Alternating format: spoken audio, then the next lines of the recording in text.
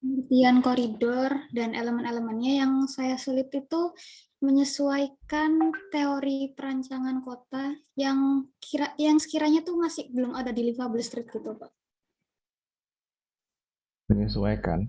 Iya. Maksudnya gimana menyesuaikan? Nah, jadi saya mengerjakan Livable Street dulu, baru sama koridor, baru saya memilih teori perancangan kotanya. Nah, itu yang saya sulit, Pak, memilih teori perancangan kotanya itu. Okay, well, um, teori perancangan kota itu kan sifatnya umum, umum sekali. Jadi um, kadang-kadang kita nggak bisa, kadang-kadang, bukan kadang-kadang, seringkali, seringkali kita nggak akan menemukan yang yang yang benar-benar kompatibel gitu ya, yang benar-benar klop gitu. Dan itu nggak apa-apa sebenarnya, karena kalau kita bicara teori itu yang diambil landasannya. Jadi misalnya, um, ambil contohnya Shirvani dengan elemen atau komponen perancangan kotanya itu, yang signage, preservation, apalagi itu tadi. Um, atau ambil misalnya citra kotanya Lynch, dan lain sebagainya yang bicara itu. Terus kita coba memadukan misalnya dengan komponen livable street. Saya kira nggak akan sepenuhnya match. Um, tapi ya kalau misalnya per komponen itu nggak nyambung, nggak match, ya nggak apa-apa sebenarnya. Yang kita ambil itu landasannya. Apa sih esensinya rancang kota itu? Itu apa sih esensinya um, apa sih esensinya rancang kota, terus apa sih esensinya uh, esensi atau signifikansinya berjalan kaki misalnya. Terus jalan kaki itu kalau di dalam jalan kaki itu kalau bisa apa sih manfaatnya berjalan kaki dalam dalam apa dalam kehidupan perkotaan yang kayak gitu. Jadi yang diambil itu, kita nggak perlu misalnya, oh hanya karena saya harus menampilkan tentang teori rancang kota, terus di list semua menurut A komponennya ini menurut B, padahal di dalam sintesis kajian pustaka, di dalam sintesisnya nanti nggak itu nggak akan muncul lagi gitu. um, atau bahkan nanti di sepanjang dokumen itu nggak disebutkan lagi. Ya udah, yang komponen-komponen kayak gitu ditinggalin aja sekalian gitu. Nggak usah disebut, ambil esensinya. Apa sih esensinya rancang kota itu untuk memperbaiki lingkungan perkotaan misalnya. Atau yang serupa dengannya gitu. Gitu. Jadi kalau kesulitan nyocok-nyocokin, ya pasti kesulitan karena nggak semuanya cocok gitu. Ya kalau kalau banyak yang nggak cocok, banyak yang nggak sesuai, diambil komponen paling dasarnya aja. Esensinya itu apa sih sebenarnya gitu.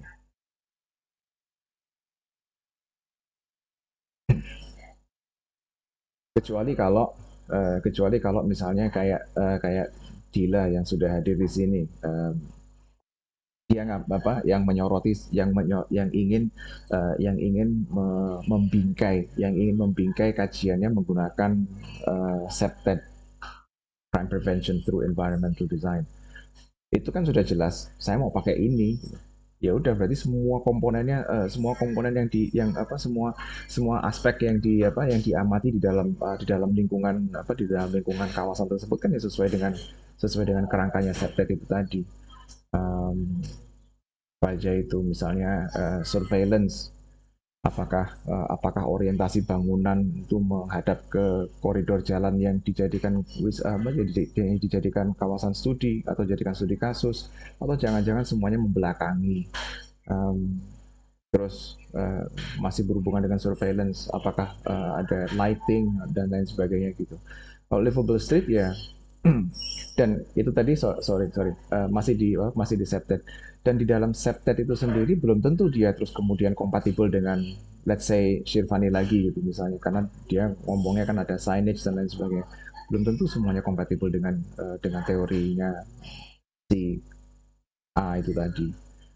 Ya, kalau udah kayak gitu udah diambil landasannya aja gitu. Intinya apa sih urban design itu? Saya sama dengan urban design dan semua dan kegiatan-kegiatan desain lainnya, baik itu arsitektur, interior maupun produk desain, ya tujuannya adalah untuk menyelesaikan masalah, menyelesaikan sebuah isu, membuat hidup manusia lebih baik dan lain sebagainya gitu. Esensinya kan di situ. Jadi itu aja yang diambil gitu.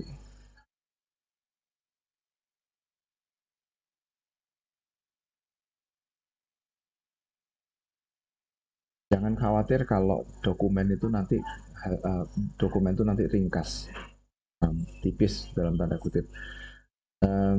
Perlu saya ingatkan kembali kalau format untuk seminar ini, seingat saya format seminar ini A4 ya, bukan bukan B5. Kalau tugas akhir itu kan format dokumennya B5, lebih kompak.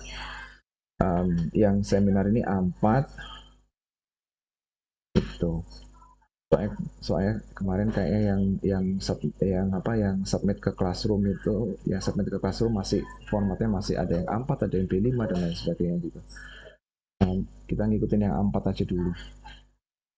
Di panduan seminar A5, Pak. Oh, A5. Iya. Oke, udah diupdate kalau gitu. Ya wis ngikutin panduan yang baru aja. Sik, sik, sik. Ya udah ngikutin panduan yang terbaru aja kalau gitu. A5. Terus apalagi ya? Hmm.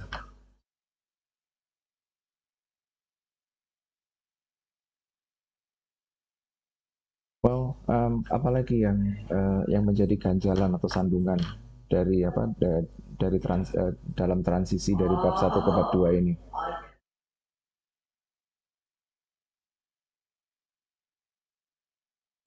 Mungkin kalau saya ini sih Pak, Hmm? menentukan sebab untuk outline-nya bab 2 ini. Kan kemarin saya udah nentuin kayak jalur pedestrian itu intinya ada kayak elemen, terus saya mencakupin apa prinsip umum, terus referensi, pengertian referensi, sama rencananya saya juga mau yang ini membahas faktor-faktor yang mempengaruhi referensi gitu.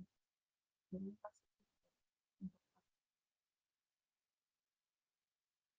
Oke, sorry tadi agak putus-putus tapi saya nangkapnya ada komponennya apa ada komponen ada terus kemudian tiba-tiba muncul faktor-faktor yang mempengaruhi preferensi. iya, jadi saya jelasin apa itu pengertian pedestrian, terus eh, apa elemen-elemennya, lalu prinsipnya, sama menjelaskan tentang preferensi pengguna gitu Pak. Oke, em,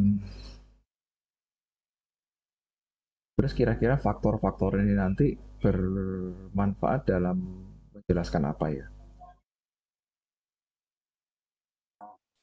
Kan saya itu lebih kayak nyari di faktor-faktor yang mempengaruhi preferensi. Kemarin saya baca kayak ada faktor budaya, terus faktor apa lagi? Bentar.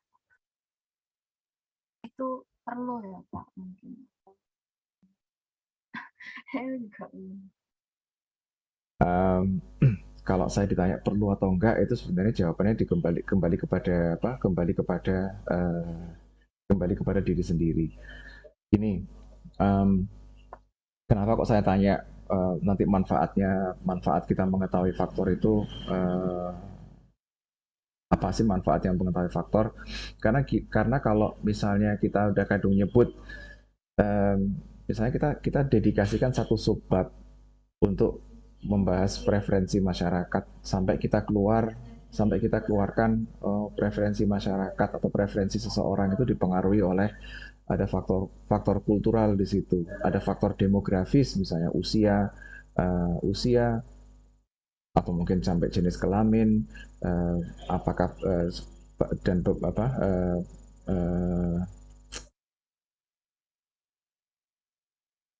jenis pekerjaannya saat itu, status dan lain sebagainya gitu. Ya karena bisa dikatakan preferensi seseorang itu bergeser seiring dengan berjalannya waktu dan seiring dengan berevolusi atau berubahnya keadaan yang melingkupinya gitu. Misalnya kalau saya dulu uh, kalau saya dulu dengan saya yang sekarang, let's say 10 tahun yang lalu atau 20 tahun yang lalu, ya preferensi saya jauh berbeda dengan preferensi saya sekarang gitu. Karena orientasi saya kan juga berubah. Tapi terus dengan kita mengetahui faktor demografis sosiokultural itu tadi, apa sih manfaatnya untuk dalam konstelasi penelitian ini gitu. Apakah misalnya dalam penataan koridor yang ramah pejalan kaki itu untuk mengakomodasi para pengguna atau calon pengguna yang berusia sekian sampai sekian, kita harus menyediakan ini untuk mengakomodasi kebutuhan atau preferensi yang sekian sampai sekian, rentang usia atau kategori usia 2, yaitu usia 18 sampai 25 katakan. Kita harus menyediakan fasilitas apa, atau kita harus membuat apa di situ, apakah seperti itu gitu. Terus kalau seandainya di arahannya nanti kemudian menyebutkan atau menghasilkan solusi atau saran untuk mengatasi atau bukan mengatasi ya, untuk mengakomodasi faktor kultural misalnya. Faktor kultural itu let's say orang malas jalan. Orang malas jalan karena tidak nyaman gitu. Dia merasa tidak nyaman gitu aja, atau karena berjalan dianggap menurunkan gengsi kayak gitu. Ya, apakah nanti dalam arahannya itu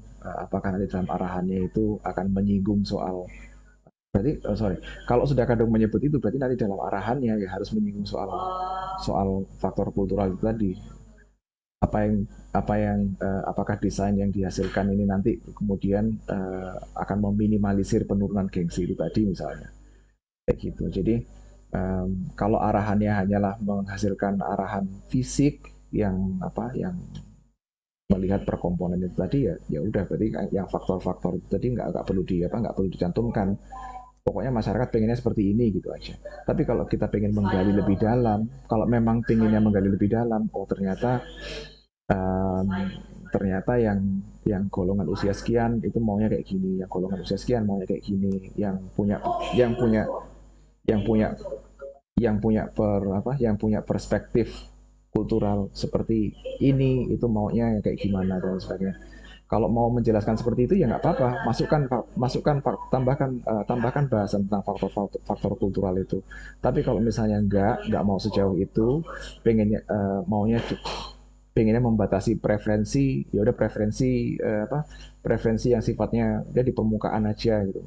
Kita nggak akan menggali lebih dalam, ya nggak apa-apa juga.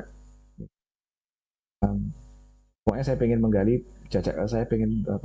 menggali pendapat masyarakat.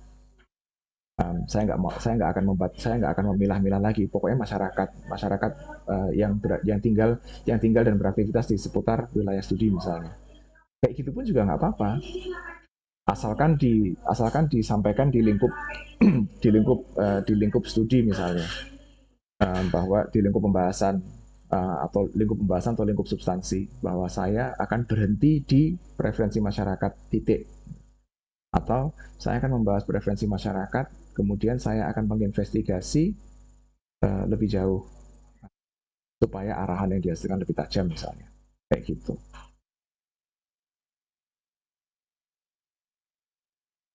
Baik Pak, terima kasih.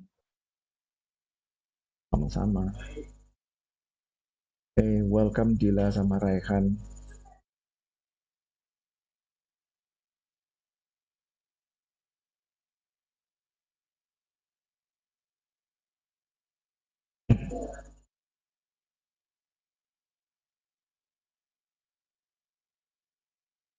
Kita sekarang sedang ngobrol ngobrol aja sih soal kesulitan yang dihadapi dalam masa transisi dari bab 1 ke bab 2 ini gitu. Harusnya kita ketemuan lebih awal sih sebenarnya. Saya dulu kemarin kan rencananya setiap di awal-awal bulan aja kita ketemunya, nanti kalau menjelang menjelang pengumpulan dokumen atau menjelang sidang baru kita agak lebih frekuensinya bisa dinaikin lagi frekuensi ketemuannya. Tapi ya karena jadwalnya kemarin dan kedepannya ini nanti bakal lebih aneh lagi, jadwal saya bakal lebih padat lagi, jadi ya makanya saya kita baru bisa ketemu sekarang di pertengahan bulan. It's less than ideal, tapi ya mau gimana lagi. So mungkin Dila sama Raihan lagi di tempat magang, jadi akses ke mic-nya dibatasi untuk sementara ini. Nggak apa-apa. Secara ya Dila. Maaf Pak, soalnya saya lagi siap-siap mau vaksin Pak, jadi tidak bisa on cam. Soalnya saya ada mau pertanyaan sih Pak. Nggak apa ya Pak? Nggak apa-apa. Sekarang. Jadi gini Pak, untuk transisi dari bab 1 ke bab 2 itu saya ada kendala. Salah satunya itu kemarin itu kan di bagian batasan wilayah itu saya menulisnya untuk fokusan perencanaan, fokusan yang paling detailnya itu di koridor jalan, 2 jalan itu kan Pak, Jalan Mulia sama Jalan Oto Iskandar-Dinata. Tapi pas saya memasuki bab 2 ini, ternyata kan memang fokusan saya di ruang publik secara keseluruhan. Nah, berarti saya kan harus memasukkan beberapa seperti fasilitas umum dan lain sebagainya kan Pak. Nah, itu salah satunya ada yang besar lah gitu Pak. Di situ ada gelanggang olahraga. Nah, berarti apakah saya juga harus memasukkan gelanggang olahraga itu sebagai salah satu cakupan yang lebih mendetail lagi apa bagaimana ya Pak? Saya kalau koridor jalan mungkin sudah terbayang gitu Pak, nanti rancangannya bagaimana. Tapi kalau misalkan secara mendetail sampai fasilitas umum gitu kan saya kurang terbayang sih Pak, seperti itu Pak. Makasih Pak. Oke. Salah satu keindahan dalam proses penelitian itu ya ini tadi. Awalnya kita membayangkan A, terus tiba-tiba seiring dengan berjalannya waktu sambil kita menggali fenomenanya lebih dalam, oh ternyata harus menambah ini, harus menambah itu, sehingga skopnya bisa berubah. Lagi-lagi jawabannya mirip dengan yang saya sampaikan ke Amadea tadi. Terserah. Ruang publik, jalan, koridor jalan, apakah jalan itu nggak bisa dianggap sebagai ruang publik ya? Kan bisa aja kita anggap itu sebagai ruang publik. So kalau gornya itu nggak mau disinggung ya nggak usah, nggak apa-apa. Tapi kalau misalnya ternyata ditemukan adanya keterkaitan antara koridor yang menjadi studi kasus itu dengan fasilitas-fasilitas lain yang berada di sekelilingnya gitu. Misalnya ada GOR, ada bangunan pemerintah, ada lain-lain gitu. Ternyata itu juga berpengaruh terhadap pemanfaatan jalan tersebut misalnya. Ya berarti mau nggak mau kita harus menambahkan itu ke dalam lingkup gitu. Tapi kalau misalnya sebenarnya ada sih, tapi saya mau fokus ke yang ini aja. Saya mau fokus ke fenomena yang terjadi di sepanjang koridor ini aja. Ya nggak apa-apa juga. Konsekuensinya kalau kita mau fokus seperti itu ya berarti fokusnya harus lebih dalam, harus lebih tajam gitu. Kalau misalnya kita mau ngambil wilayah sekitarnya, kalau kita juga mau mencakup wilayah sekitarnya, berarti bahasanya bisa lebih general, lebih universal gitu. So again terserah mau dibuat seperti apa. Tapi masing-masing keputusan yang kita ambil kan pasti ada konsekuensinya itu tadi.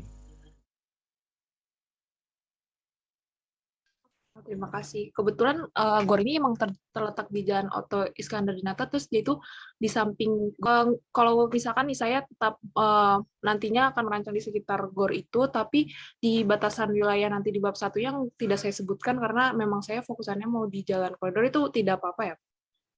Iya, nggak apa-apa. Oke Pak, terjawab. Terima kasih Pak. Sama-sama.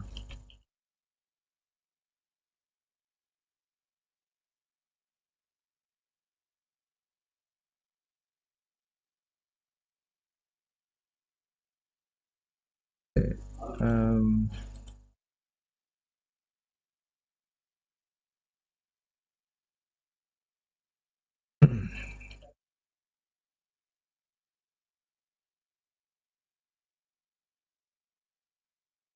saya ada quote menarik yang saya share melalui chat. Kalau dari awal kita sudah tahu apa yang kita lakukan, itu bukan penelitian. Katanya seorang Einstein. So, lagi-lagi itu yang kita tahu adalah scope-nya. Atau yang bisa kita lakukan adalah kita membatasi scope-nya itu tadi. Mau sebesar apa. Tapi ke depannya ya kita cuma bisa punya bayang-bayang, misalnya arahannya nanti kira-kira nanti outputnya adalah sebuah arahan, outputnya adalah sebuah konsep rancangan, outputnya adalah sebuah rencana. Tapi tapi perjalanan dari titik kita sekarang sampai ke arahan, sampai ke produk akhirnya itu kan kita nggak tahu.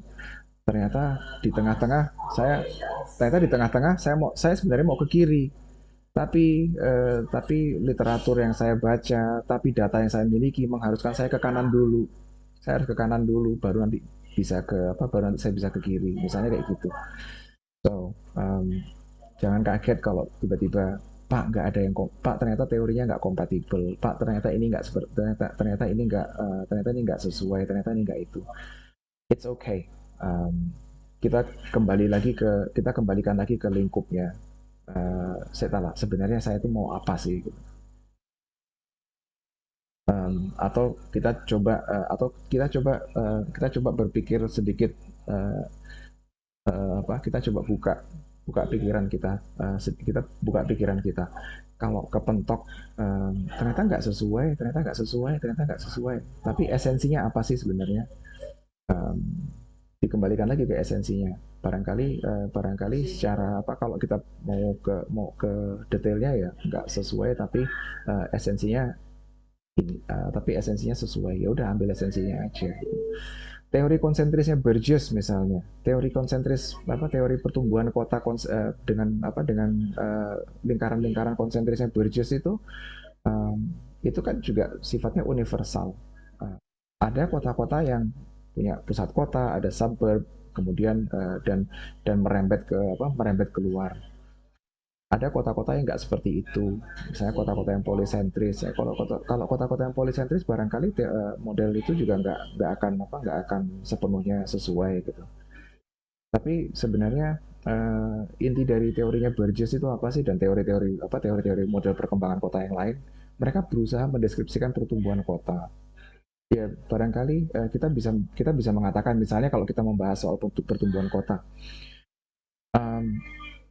di satu sisi Jakarta itu memiliki kesamaan dengan teori konsentris Burgess, tapi di sisi yang lain, misalnya pada wilayah-wilayah mana gitu, dia memiliki pola perkembangan yang ada leapfrog, ada yang infill dan lain sebagainya, yang tidak sesuai dengan teori konsentris Burgess. Sebenarnya dalam kajian tinjauan pusaka kan seperti itu yang dicari itu. Jadi bukan sekedar saya pakai teori ini terus harus mentah-mentah harus saklek mengikuti ini, kan enggak gitu.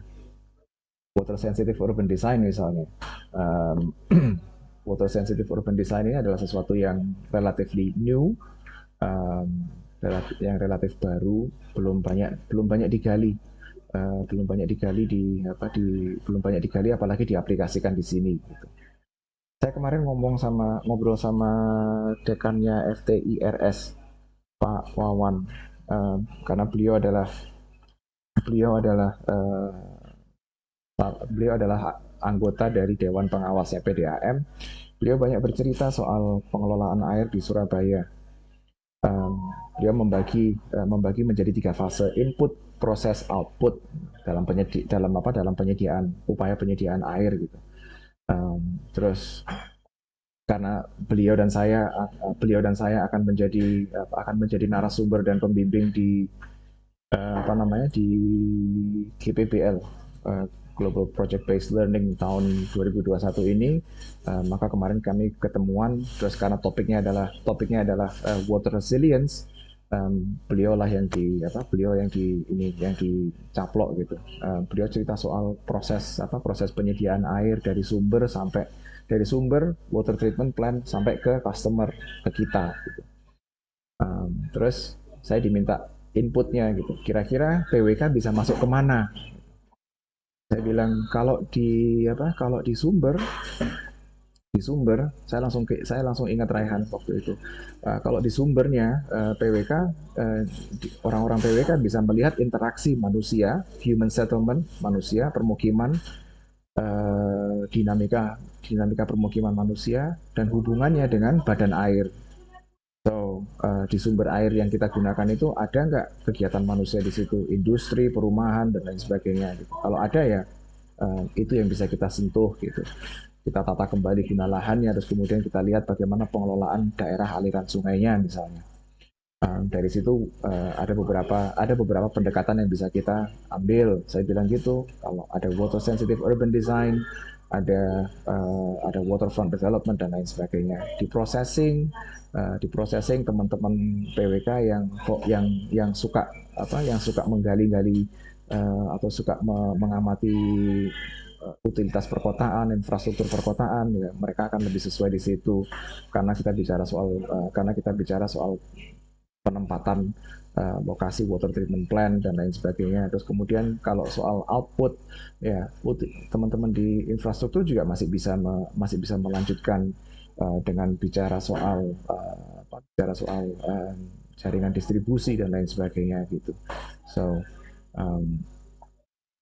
again, water sensitive urban design, apalagi kalau lokasinya Raihan ini masih dalam proses pengembangan gitu ya. Ya nggak apa-apa. So, berbeda dengan teman-teman yang lain yang sudah punya fenomena untuk diamati gitu ya. Raihan ini punya kanvas kosong lah dalam tanda kutip. Jarang loh kita dapat kanvas kosong seperti itu. Terus kalau kanvas kosong itu yang kesulitan kemarin kan menggali permasalahan. Latar belakang rumusan masalahnya itu apa kalau kanvasnya masih relatif kosong gitu. Kita nggak bisa mengkritisi master plan misalnya, rencana tata ruang, master plan pengembangan kawasan industri dan lain sebagainya. Kita nggak bisa mengkritisi itu untuk tugas akhir S1 terlalu berat dan butuh investigasi yang ekstensif untuk menelusuri itu. So, kemarin saya baca kembali draftnya, memang ya udah, berarti yang kita ambil adalah konsep pengembangan kawasan yang sifatnya antisipatif gitu. Karena seperti yang disampaikan oleh Pak Wawan kemarin, limbah itu langsung masuk ke sungai. Beliau mengatakan begitu, limbah itu langsung masuk sungai. Pabrik itu masih mending, ya. Pabrik dan industri itu masih mending. Mereka punya water treatment plant, walaupun water treatment plan-nya juga nggak terlalu bagus gitu ya. Tapi permukiman manusia, rumah-rumah orang itu yang tinggal di bantaran sungai itu nggak ono water treatment plan-nya, dibilang gitu. Water treatment apa? Mereka masuk ke septic tank, dibiarkan mengendap di situ, kemudian airnya dialirkan ke sungai. Nggak ada treatment lagi gitu. Jadi sungai-sungai yang kita gunakan sebagai sumber air baku untuk air minum itu semuanya nggak ada yang bersih, semuanya berasal dari air-air yang kayak begitu itu. Jadi grey water sampai black water. Uh, kita bisa mengusulkan demikian. Gitu. Jadi bagaimana menggali rumusan masalah untuk sesuatu yang belum terjadi. Kita bisa ngambil cuplikan-cuplikan fenomena-fenomena yang serupa.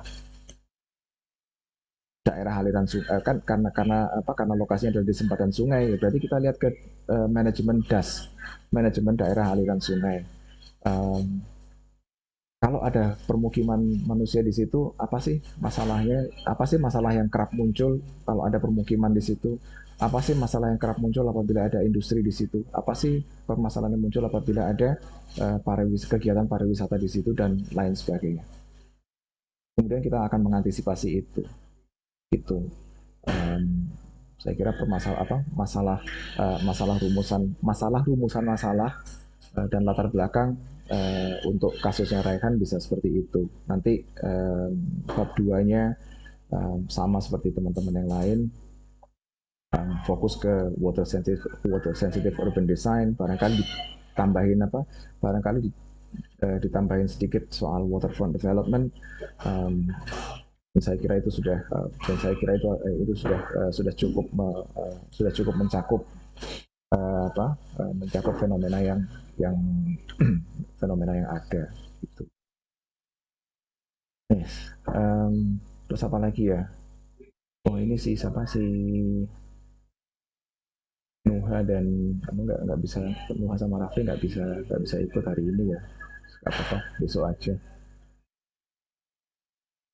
Tapi kalau besok misalnya besok sore kayaknya, besok sore kalian pengen gabung juga ya nggak apa-apa. Wes, ada apalagi yang perlu diklarifikasi? Saya Pak ada pertanyaan lagi. Ini Pak, kan di Medlit dulu di bab 2 itu sempat ada subbab penelitian terdahulu, tapi saya lihat di TA-TA-nya kakak tingkat itu ada yang nggak ada penelitian terdahulu. Ini kira-kira diperlukan nggak ya Pak? Oke, pertanyaan yang bagus. Karena subbab penelitian terdahulu itu lagi-lagi dikembalikan ke preferensi kita sendiri. Saya menyarankan untuk menyediakan subbab tentang penelitian terdahulu yang dipisahkan dari subbab soal teori itu tadi. Kenapa? Ya kita bisa sih mengintegrasikan penelitian terdahulu itu ke dalam pembahasan sub pokok bahasan yang kita angkat gitu ya. Misalnya walk score gitu. Penilaian tingkat walkability gitu. Saat kita bicara soal proses penilaiannya, kemudian kategori nilainya itu apa saja, dan apa sih artinya. Kalau misalnya dapat kategori 10 itu yang terbaik itu berarti apa saja yang what's going on gitu, apa saja yang tersedia di situ, fasilitas apa yang disediakan, bagaimana atmosfernya dan lain sebagainya. Sampai ke kategori 1 yang paling buruk, nggak ada trotoarnya sama sekali misalnya. Terus di saat kita membahas level-level itu bisa sih kita sisipkan gitu misalnya dalam perhitungan ini gitu, peneliti A mengungkapkan apa gitu, bisa dicampur dengan subbab yang di atasnya gitu. Cuma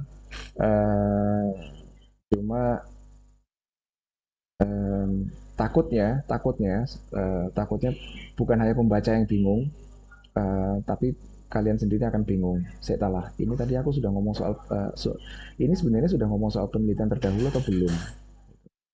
Um, itu kalau diintegrasikan. Kalau dipisah, setelah ngomong soal teori, setelah ngomong soal faktor, setelah ngomong soal komponen dan lain sebagainya, kita ngomong soal kajian-kajian terdahulu. Misalnya ada tiga atau lima gitu. Um, Ahmadiyah dan kawan-kawan 2021 melakukan penelitian tentang ini tentang fenomena pedestrian di Rungkut dengan metode apa. Jadi kita mengulasnya kayak gitu, latar belakang permasalahan mereka itu apa, kemudian metode yang digunakan apa, hasil yang dicapai itu apa, dan seterusnya. Gitu. So sebenarnya kalau dipisah kayak gitu, pembaca dan kalian sendiri bisa merasakan, oh ternyata sudah banyak yang melakukan penelitian tentang ini gitu. Atau malah kebalikannya, oh ternyata sedikit banget ya yang meneliti fenomena ini gitu. Jadi lebih jelas. Tapi lagi-lagi saya kembalikan ke teman-teman, preferensinya gimana. Terus gak usah dipisah lah, tak jadikan satu aja gitu, ya nggak apa-apa. Tapi ya kita harus tetap mengingat kalau kita perlu tetap mengingat siapa saja yang melakukan penelitian itu. Kalau mau dipisah, ya monggo, nggak apa-apa.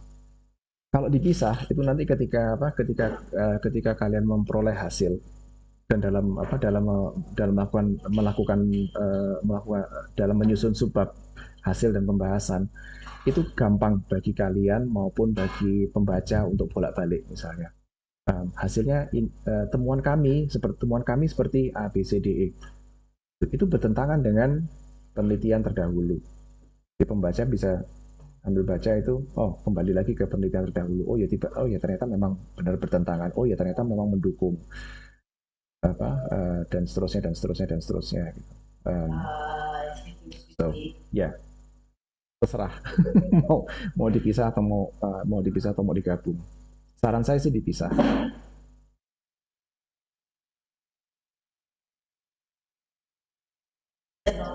Ya, baik. Terima kasih, Pak. Terus ini, Pak, kemarin saya juga menjelaskan jenis-jenis koridor kan, Pak. Itu ada 13, dan itu pengertiannya tuh kayak hampir sama gitu. Kalau misalnya saya menambahkan gambar gitu masing-masing itu apakah tidak apa-apa, Pak? Ya, nggak apa-apa. Diagram, gambar, foto, dan ilustrasi apapun yang dibutuhkan untuk membantu penjelasan diperbolehkan. Iya, baik.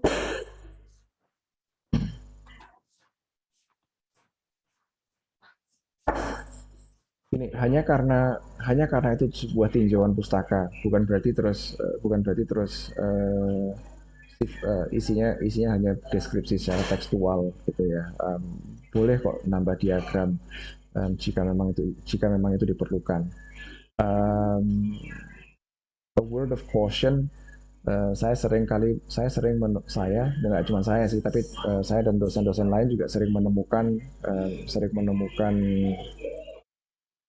gambar atau ilustrasi yang letaknya itu semburat gitu. Sebisa mungkin ilustrasi itu diletakkan di dekatnya teks di dekat teks yang dia jelaskan gitu. Jangan sampai setelah ngomong 13 jenis koridor itu misalnya, terus kemudian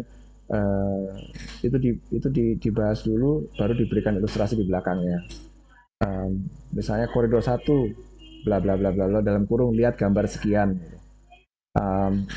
Daripada kayak gitu, mending koridor 1 setelah penjelasan di bawahnya ada ilustrasi, koridor 2 penjelasan di bawahnya ada ilustrasi dan seterusnya gitu. Jangan terlalu jauh jarak antara narasi dengan ilustrasinya itu tadi. Iya, baik. Terima kasih, Pak.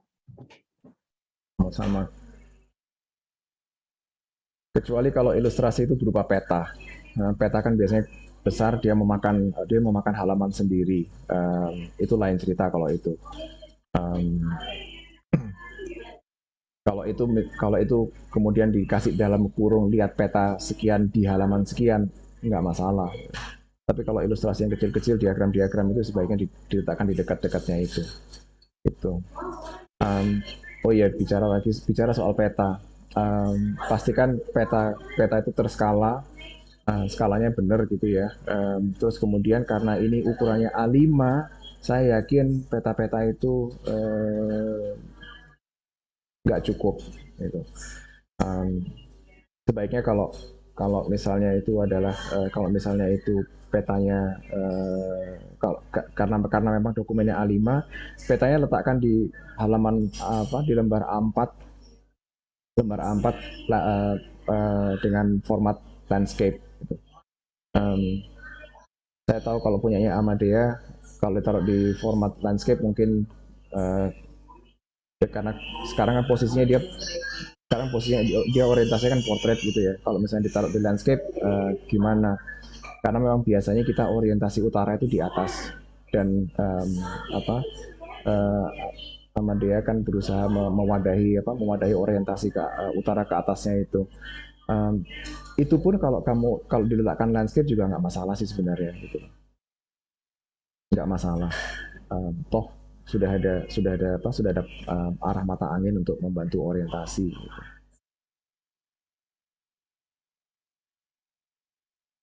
Oke, itu soal gambar. Ada lagi?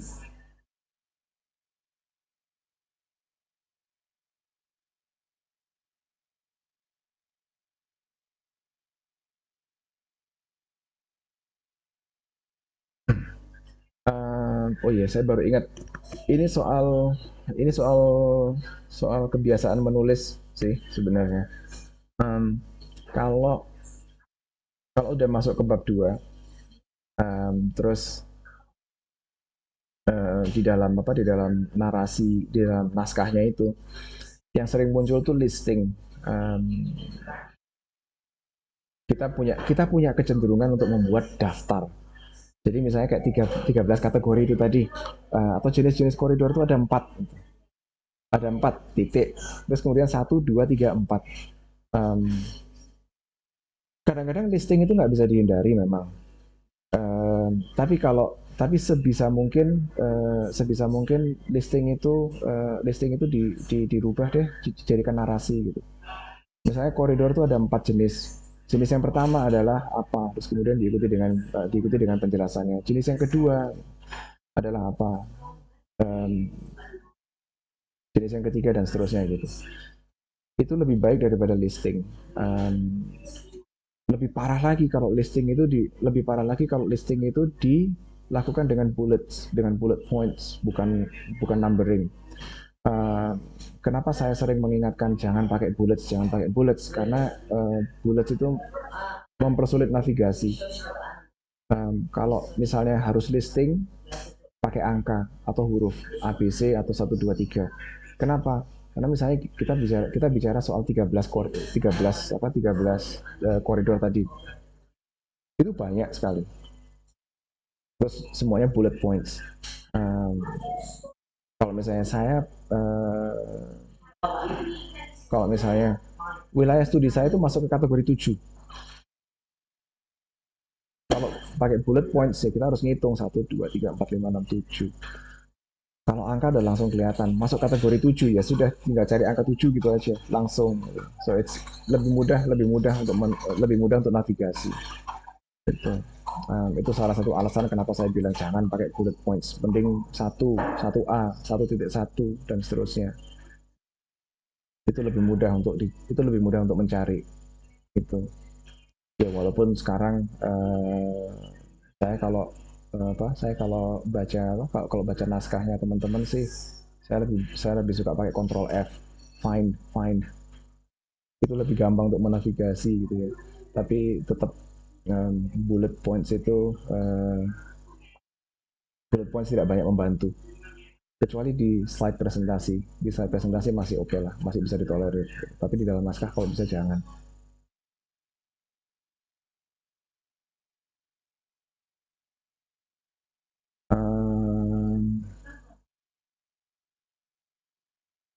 Apa ya?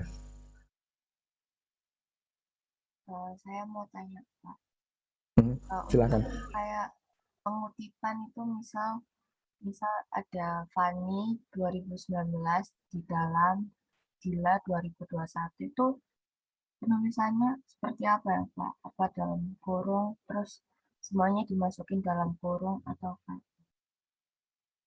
Oke, sebentar.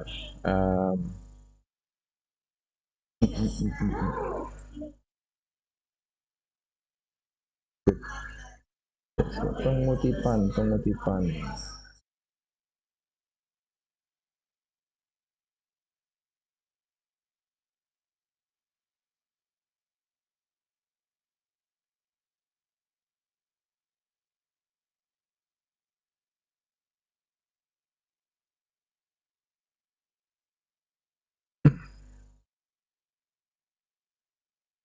Oke, sudah kelihatan.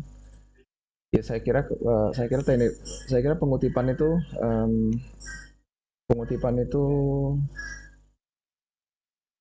hit and miss gitu ya. Hit and miss dalam artian ada beberapa yang sudah tahu. Oke, saya cara mengutipnya seperti ini. Ada beberapa yang memang masih ini enaknya gimana. That's okay, wajar. So saya coba ulang. Barangkali kalian ingat ini dulu pernah saya sampaikan di Medlit. So, kutipan langsung tak langsung. Paling enggak itulah dua kategori utamanya gitu ya. Kalau kutipan langsung udah jelas atau udah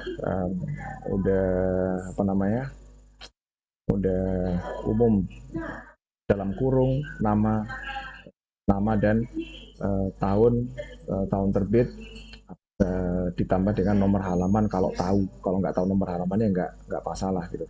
But khusus soal nomor halaman ini,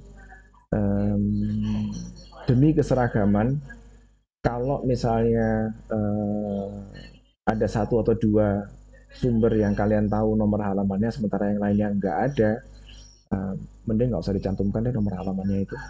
Udah nama sama tahun aja gitu. Oke, itu sih easy I think. Terus ini kutipan nggak langsung, kutipan orang lain yang dalam itu tadi.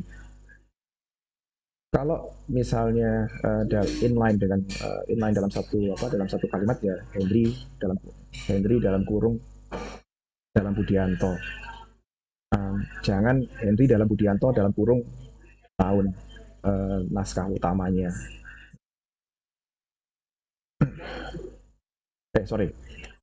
Penggagas utamanya atau penggagas pertamanya adalah Henry, dikutip oleh Budianto.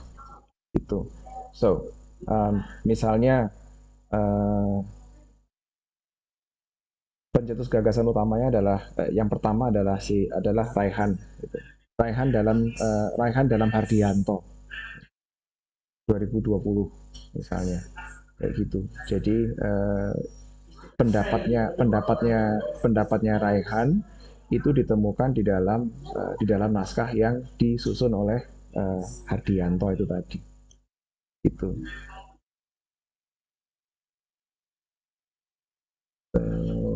Itu sih kalau yang kalau pengutipan yang dalam itu tadi. Ada beberapa kasus yang saya temukan itu A dalam B dalam C. No. No. Tetap kembali ke siapa penggagas utamanya, terus naskah itu ditemukan di mana. Jadi jangan terus dikutip oleh ini yang kemudian dikutip oleh orang lain gitu. Ya udah yang diambil dua ujung, ujung pertama sama ujung akhirnya aja. Yang tengah-tengahnya udah nggak usah dihiraukan. Tuh. Sumber-sumber daring Ya, well, nggak beda sih dengan yang apa, nggak berbeda dengan mengutip buku atau jurnal gitu. Itu.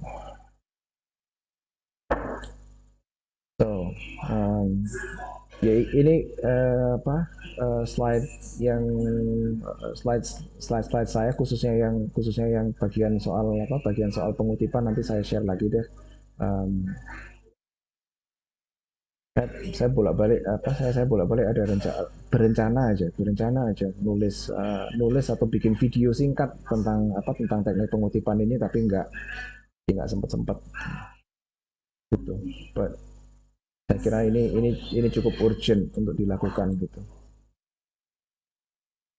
Oke, gimana dia sama dia? Ya, sudah paham, Pak. Great. Right. Pak, saya nggak bertanya tentang pengutipan tadi. Misalnya saya ini kalimat utamanya itu kutipan tidak langsung, sedangkan kalimat penguatnya itu kutipan langsung. Itu apakah tidak apa-apa dalam satu paragraf, Pak, atau harus dipisah? Nggak masalah, karena gini, satu paragraf satu gagasan pokok gitu ya. Jadi kalau selama argumen itu masih saling mendukung, atau masih saling komplementer lah, masih relevan satu satu kalimat dengan kalimat yang lainnya, ya nggak masalah gitu. um, si, si, si. Contohnya misalnya kita ngomong ya, nyoret-nyoret di mana ya. Oke, let's say katakan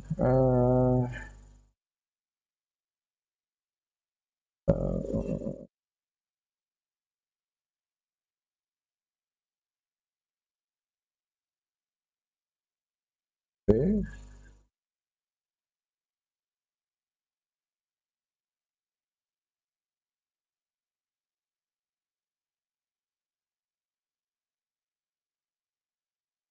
misalnya gini, misalnya kayak gini ya, yang kutipan, uh, terus habis itu dilanjutkan dengan uh, yang lain misalnya,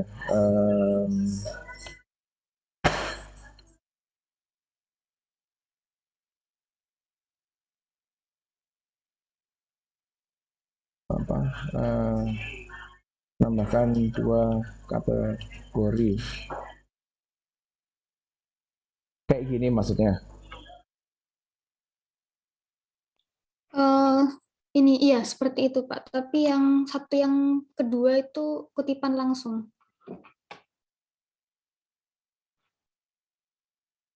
Kutipan langsung. Mungkin saya kasih ini, Pak, contohnya. Oke. Silakan. Stop dulu. Terus lali iki gak tak urut no juga. Saya izin share screen ya, Pak. Silakan. Ini, Pak, yang saya blok ini. Aha.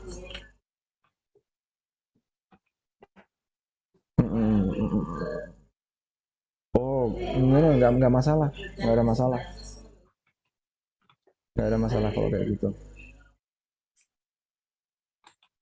Ya, baik, terima kasih, Pak. Oh ya, sama saya mau nanya lagi. Kan saya juga mengutip undang-undang, Pak. Itu saya agak bingung untuk kutipannya seperti apa bentuknya. Yes. Regulasi dokumen rencana tata ruang atau dokumen resmi lainnya, dan peraturan-peraturan yang terkait dengannya gitu ya. Yang sering kali dilakukan adalah mengutip undang-undangnya. Jadi yang disebutkan dalam sumbernya itu adalah yang disebutin itu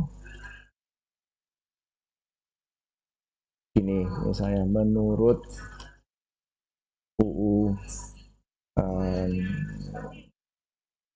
segini aja wes ngawur ya.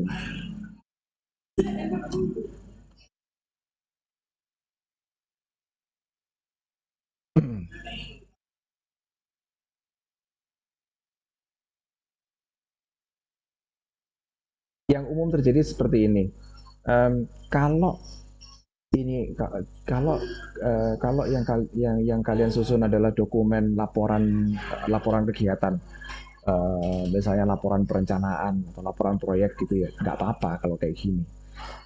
Tapi di dalam penulisan dokumen ilmiah,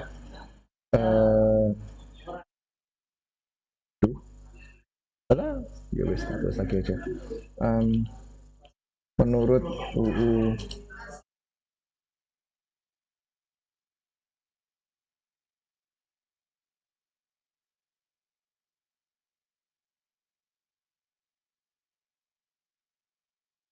siapa yang menerbitkan undang-undang tersebut?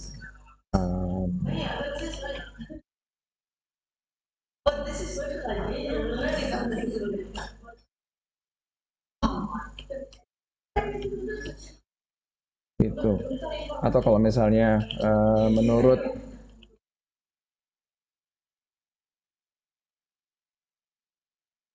X, Y.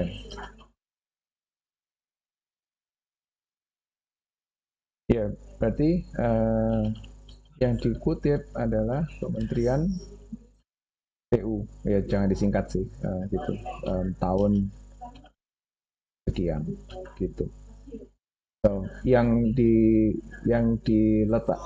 diletakkan dalam kurung atau yang dikutip itu kan bukan yang dikutip adalah undang-undangnya memang atau peraturannya gitu.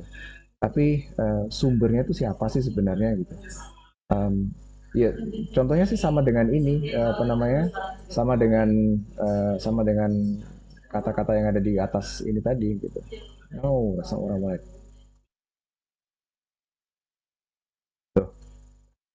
Sama seperti ini gitu. Yang kita kutip adalah penelitiannya Navastara misalnya. Tapi kan bukan terus menurut judul penelitian kan nggak seperti itu. Yang kita kutip adalah penyusunnya. So siapa sih yang menerbit yang menyusun atau penerbitnya gitu. Kalau misalnya penyusunnya adalah satu konsorsium gitu. So undang-undang itu yang siapa yang menerbitkan undang-undang? Pemerintah Republik Indonesia. Siapa yang menerbitkan peraturan menteri? Peraturan tersebut kementerian apa? Atau mungkin perwali. Kalau perwali, peraturan wali kota atau peraturan bupati ya berarti dalam kurung bupati atau pemerintah kabupaten atau pemerintah kota mana? Gitu. Itu yang itu yang perlu diingat. Kalau misalnya kalian mengutip laporan industrial report, ya sama. Setelah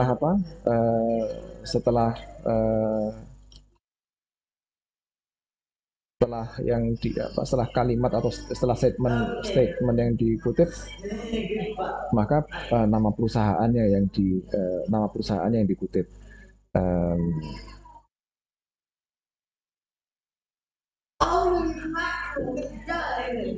Maaf kalau berisik misalnya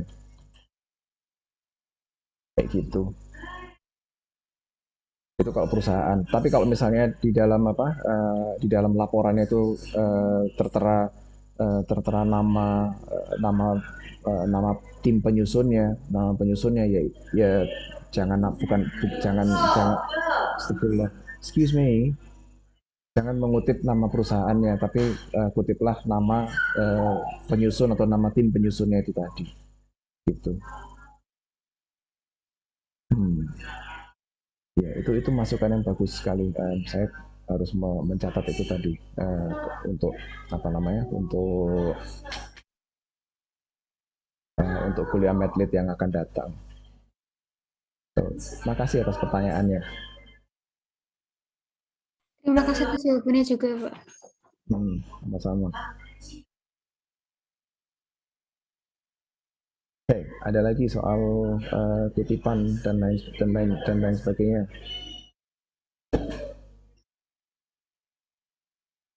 Kutipan.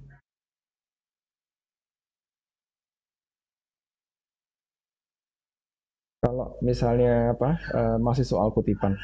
Kalau misalnya sampai sekarang masih belum pakai reference manager, saya sangat menyarankan untuk menggunakan reference manager. Um, daripada pusing daripada pusing memasukin daripada pusing ngatur dan memastikan daftar pustaka dan kutipan di dalam naskah itu selaras gitu. Um, yang yang tahun lalu ada yang kutipannya banyak sekali dalam naskah, lebih dari 50 saya kira, tapi sumber yang disebutkan di dalam daftar pustaka cuma 10. Udah bolak-balik diingetin, tapi tetap aja kayak gitu. Ya bahasa Inggrisnya itu kaset.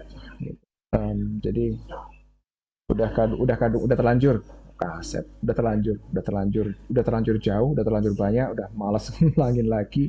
Jadi akhirnya dia nambahnya tuh dikit gitu. It's tedious. Pakailah Zotero, Mendeley atau apalagi ya, yang gratisan dan cukup reliable ya Zotero sama Mendeley itu. Kalau mau beli ya pakai EndNote boleh, tapi EndNote is a bit pricey dan belum tentu kalian akan menggunakannya lagi setelah lulus tugas akhir nanti gitu. So, pakai Mendeley atau Zotero aja. Kok bisa. Gitu. Itu akan membantu kalian menghemat waktu. Soalnya sih nggak mikir lagi soal daftar pustaka, jadi sambil ngutip dia langsung bikin daftar pustaka sendiri kan. Enak wes. Gitu. Okay, anything else?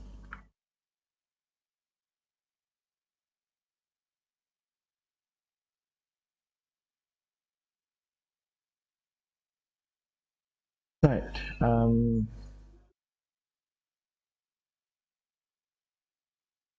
Pak Nanda, mungkin saya, Pak. Silakan. Ini mungkin berhubungan sama sintesa pustaka ya, Pak. Hmm. Di sini kan ada tiga hal lah yang paling menonjol di dalam penelitian saya. Itu kan ada yang kawasan industri, kawasan sempadan sungai, sama yang konsep water sensitive urban design. Nah, dalam sintesa pustakanya itu apakah peraturan-peraturan atau apa ya, batasan-batasan mengenai pembangunan kawasan industri, terus di kawasan sempadan sungai itu masuk ke bagian digabungkan dengan komponen WSUD atau menjadi terpisah gitu ya, Pak? Gimana?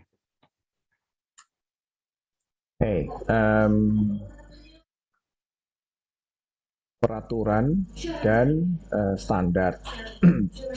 Peraturan dan standar perlu kita bedakan dengan landasan teori. Peraturan dan standar itu mendukung teori. Misalnya, udah ketemu komponennya WSUD itu apa saja. Dan terus kita fokus ke salah satunya. Let's say katakan salah satu komponennya menyinggung soal sempadan soal jarak sempadan sungai gitu.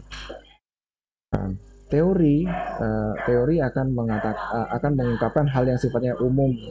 Harus ada jarak di antara badan air dengan kegiatan manusia. Harus ada jarak. Kata kunci adalah jarak. Standar, peraturan dan lain sebagainya itu akan memberikan kita angka yang lebih pasti. Jarak antara ini sama ini itu kalau menurut peraturan menteri itu tadi, menurut Kementerian PU adalah sekian meter. Gitu. So, di dalam sintesa kajian pustaka kita tidak hasil-hasil atau parameter yang kita peroleh dari peraturan perundangan, standar regulasi dan lain sebagainya itu sifatnya mendukung variabel yang kita tarik gitu. Kan nanti setelah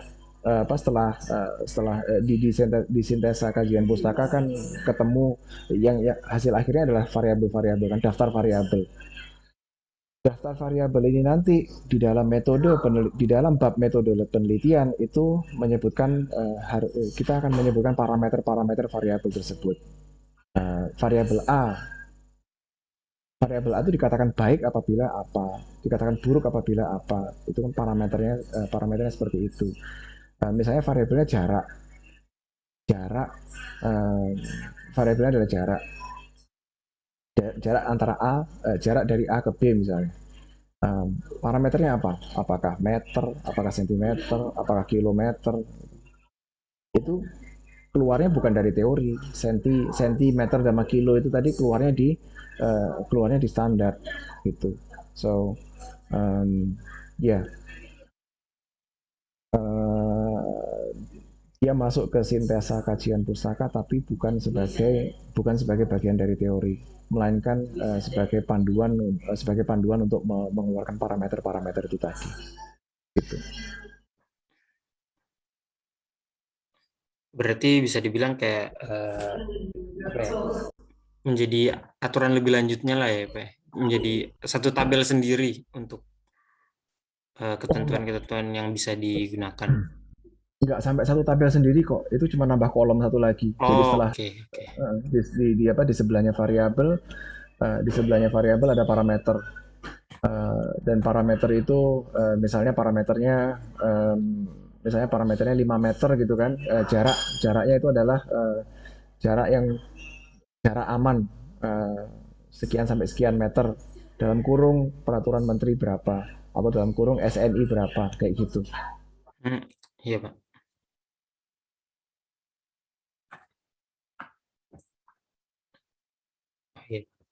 Oh iya, paham. Coba, makasih Pak. Sama-sama.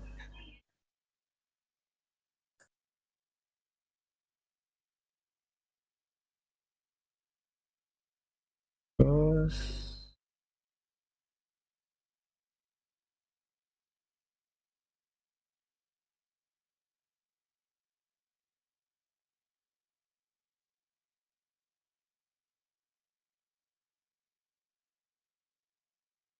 right. Ada lagi? Pak, saya mau bertanya juga terkait yang ditanyakan Raikan barusan.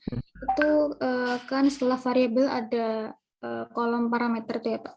Kalau misalnya parameternya itu tidak berbentuk angka, jadi berbentuk kualitatif gitu, apakah tidak masalah Pak? Nggak masalah. Parameter itu ya oke lah.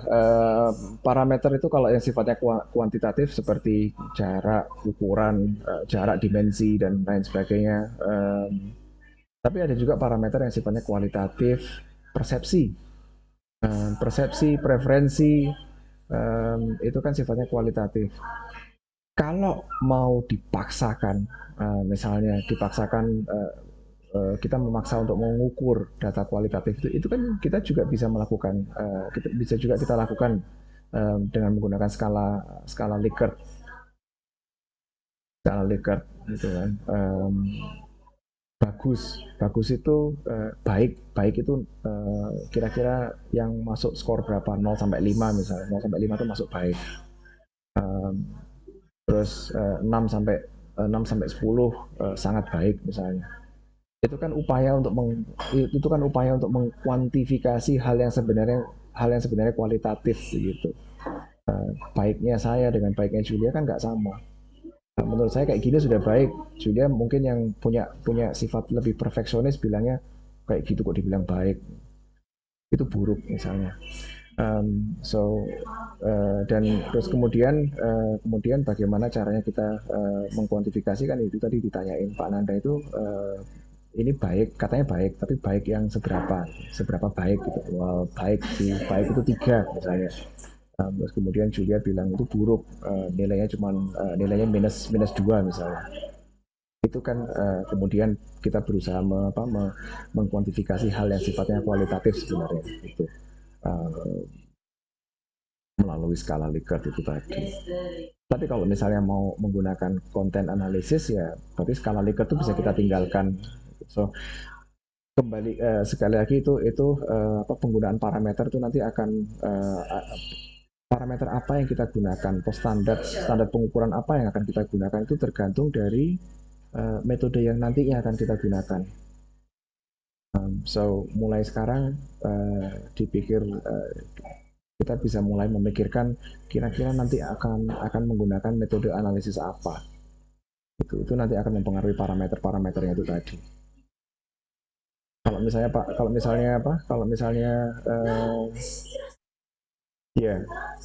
misalnya menggunakan AHP, Analytical Hierarchy Process gitu.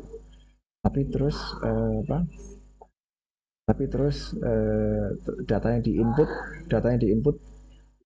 tidak ada unsur kuantitatifnya sama sekali.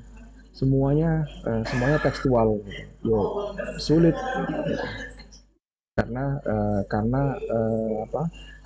karena inputnya nggak sesuai dengan perangkat yang akan digunakan untuk memproses data tersebut. So think about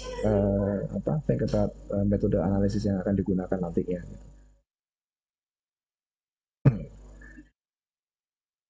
Ya, baik. Terima kasih, Pak. Sama-sama.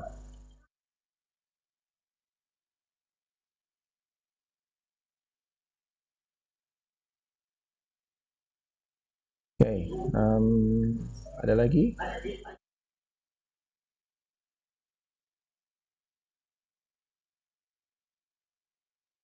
Right.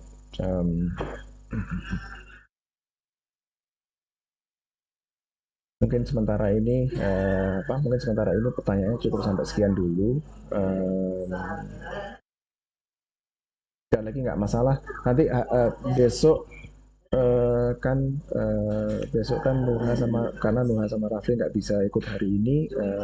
Insya Allah besok saya akan mengadakan sesi lagi dengan mereka. Kalau teman-teman ingin bergabung, ya monggo, silakan bergabung, karena lagi-lagi sesinya sifatnya lebih informal gitu ya. Sesi ini juga sebenarnya sesi informal kok, jadi nggak siapapun yang mau gabung ya silakan bergabung gitu. Kalau udah nggak ada lagi, nanti rekaman pertemuan kita akan saya share seperti yang lalu, supaya bisa dilihat-lihat lagi. Terus slide pengutipan tadi saya share lagi deh gitu. Ada beberapa bagian yang nanti saya tambahkan sebelum saya share ke teman-teman. Right. Terima kasih telah bergabung di sesi sharing pagi hari ini. Ya moga-moga sesi ini bisa membantu mengklarifikasi beberapa hal yang mengganjal itu tadi, dan membantu kelancaran dalam penyusunan tinjauan pustaka.